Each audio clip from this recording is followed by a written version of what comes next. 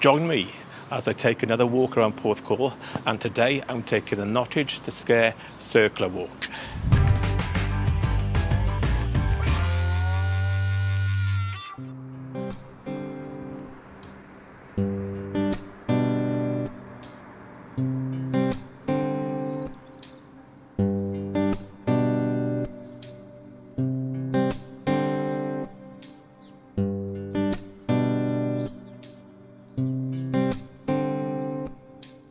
So today's route, it's about 6 miles. We start in Nottage, we go up Moor Lane, across to Sker House, and back around to Nottage Village. There is a shorter version, which is about 3 miles, which misses out the Sker Point section. You could always do that as a separate walk. But I have to warn you, at the moment, normally you can do that nice walk, come back to Nottage, get a drink from one of the pubs, sit on the green. But unfortunately, everywhere's closed. Hopefully when you come and do it, all the pubs will be back open. Well, one of the main reasons to do this walk and to do the section to Sker Point is that if you're interested in Sker House, this route takes you the closest to the house itself without trespassing. And also, you approach from the front of the house, which is an angle you don't actually see from the coastal path. I'm starting today's walk on Nottage Village Green. The village of Nottage actually dates back to the Saxon period, and it's the oldest in Porthcawl. Saying that, there's strong evidence of inhabitation in this area going way back to the Bronze Age. Maybe because it's on a hill and it's quite a defensive position. Anyway, this walk isn't really going to be a history walk. It's just to show you the quieter side of Porthcawl and where to go to get away from the tourists. But on the way, I will be pointing out some of the interesting places we come across.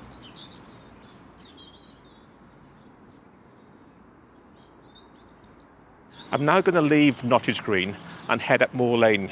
The old Porthcawl Railway used to run parallel to Moor Lane, and the section by Nottage used to go through a tunnel, used to go through just near South Road and come out just over there, just before Nottage Halt station, which we'll be walking past in a few minutes.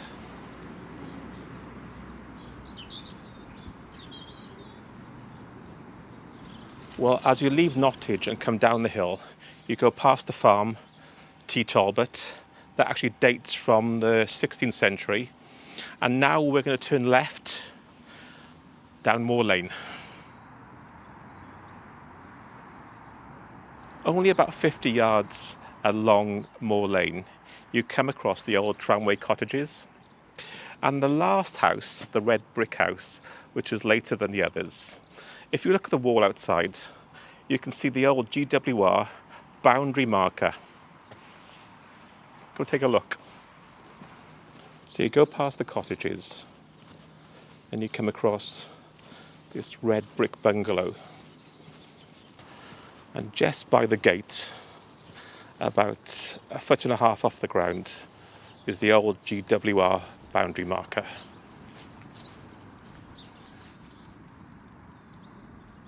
As you walk down Moor Lane, about 200 yards, on your left, keep an eye out for this. It doesn't actually look much. It's the bricked up gateway for the old Nottage Halt station. And if you take a look over the edge, up there, to your left again, you can see the platform. It was a single platform station, also known as the golf station because of its proximity to the Royal Porthcawl Golf Club. It's a bit of a shame they've bricked it up so you can't take a look, but I'll stick my camera over on the tripod so you can have a look. And you can still see where the railway track used to run. The actual line closed in 1963. You can actually get a better look at the old railway line and the station if you just walk down a bit to this gate with barbed wire on the top, so be careful. Have a look over the edge and look that way and you can see the shape of the platform. Yeah, it's quite clear here. Like I said, it's a shame we can't actually go in and take a look round. But we're continuing down the hill towards our next stop, St David's Well.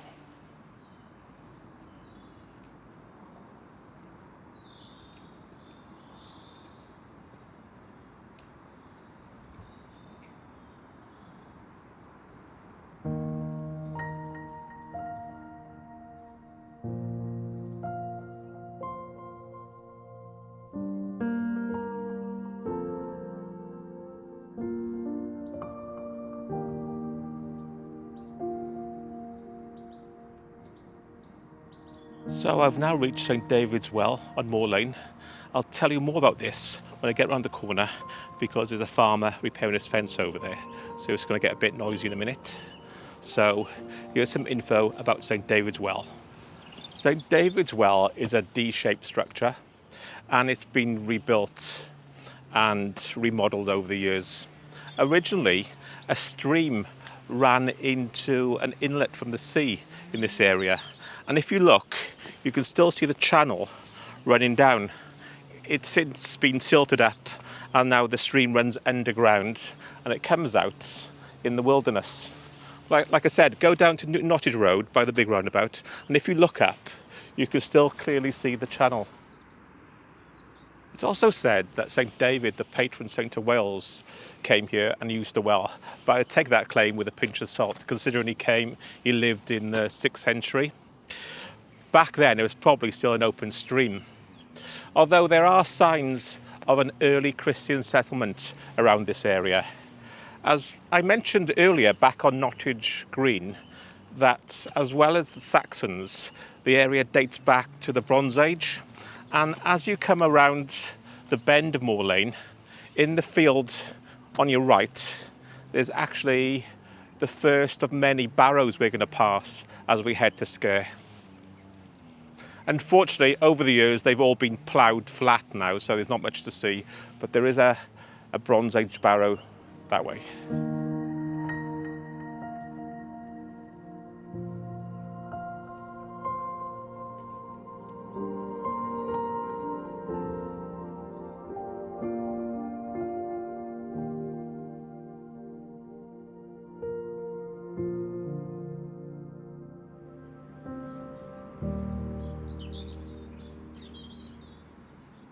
Less than 5 minutes from passing Nottage Halt, we come across this bridge, another remnant from the old Porthcawl railway.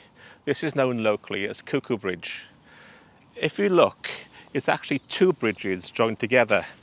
The older one is the one facing us on the eastern side, and that was built for the horse-drawn tram going to Porthcawl docks back in 1828. And then it was extended in 1860 to make it wider, and you can see that on the western side where it's made of bricks. I'll show you some shots inside, and on the stone side you can see where the holes were for the frame for the arch when they were making the old stone bridge. You can see more about the old tramway and the rail link between the valleys and Porthcawl in the video I made a few months ago, Industrial South Wales. I'll put that link in the description below. So you can clearly see the holes which were used in the construction of the bridge, and also the join between the older one and the later one. So I'm going to continue to walk down Moor Lane towards Sker Point.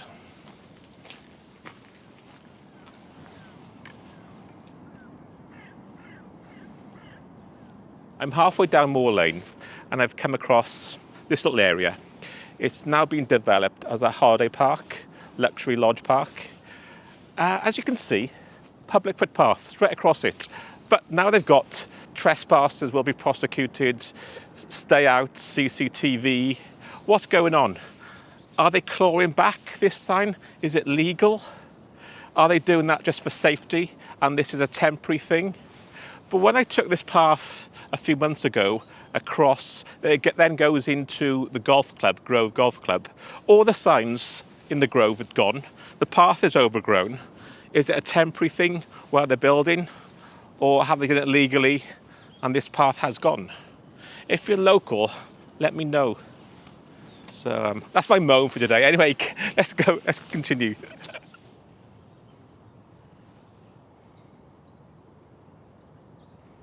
Halfway down Moor Lane, you go over a small crest of a hill, and if you look ahead of you, you probably can't make it out on the camera. That's your first glimpse of Sker House, the yellow building on the horizon, and you can see how remote it is. So I'm now at the point where Moor Lane meets the main road between Nottage and Kenfig, and this is where you can cut your walk short. If you just want to do 3 miles, you take a left up towards West Road and back into Nottage Village. If you want to continue to Sker Point, you simply cross the road and continue down the path towards the house. And that's where we're going to go. I forgot to mention, if you are going to continue towards Sker House, make sure you've got boots on, because you're going to cross some farmland and it does get muddy, especially after this heavy rain.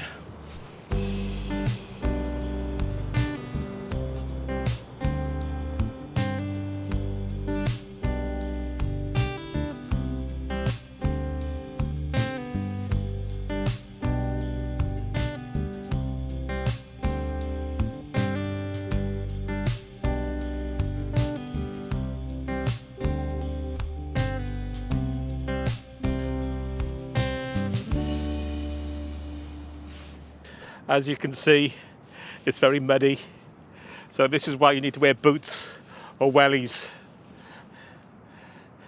The cows aren't impressed. On this path, we approach Sker House from a slightly different angle. We get a better view of the front. The building we see now, that dates back to around 1561. It's a Grade 1 listed building, although there was a monastic grange there dating back to the 12th century. And this was the setting for the story of the Maid of Sker. And if you want to hear more about the Maid of Sker, have a look at one of my other videos, The Ghost of Glamorgan. I'll put that below.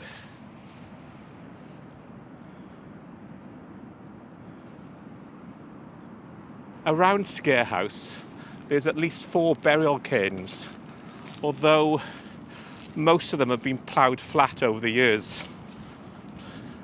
But if you look carefully, just to the left of Sker House, there's definitely a sign of one over there.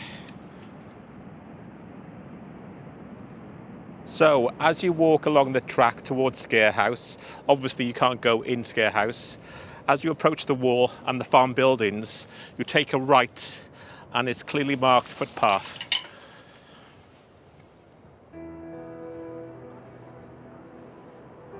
Those farm buildings contain some medieval material, probably dating from when it was a grange of Neath Abbey. They were adapted for farm use after the Reformation, and they've been extended over the 16th, 17th and into the 18th century.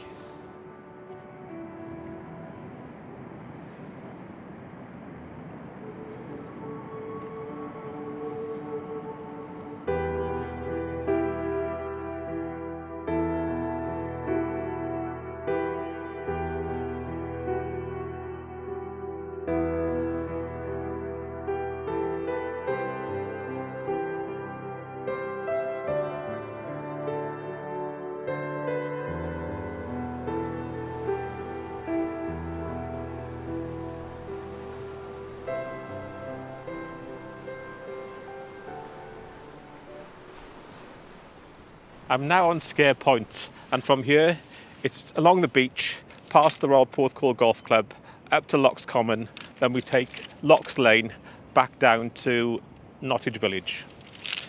This stretch of coast, I don't know if you've seen the recent video I made about the shipwrecks. There's been a lot of shipwrecks over the years along this stretch of coast, so if you haven't seen it, take a look at that. Also, a little story about Royal Porthcawl. Bob Hope played there. In 1951, he entered the British Amateur Championship. He was knocked out. So that's where we're heading next. So for the next little section, just have a look at this beautiful stretch of coast.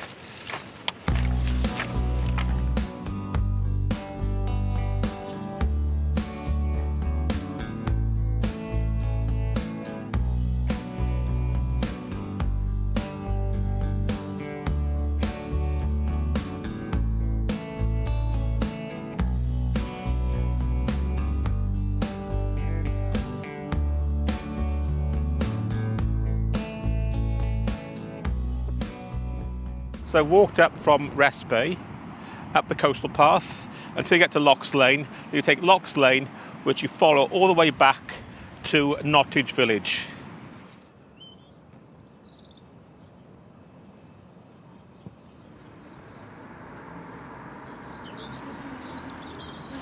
So Lochs Lane comes out at Nottage, next to Nottage Forge, which, as you can see, is still open as a working forge. Under normal circumstances, you would now go across to the village and have a drink. But unfortunately, all the pubs are shut. So hopefully, when you do it in the spring and summer, everything will be open. Fingers crossed. Anyway, don't forget to catch up on some of our other videos. I'll put those at the end, and Mel's in some of those. So until next time, that's a bye. See you next time.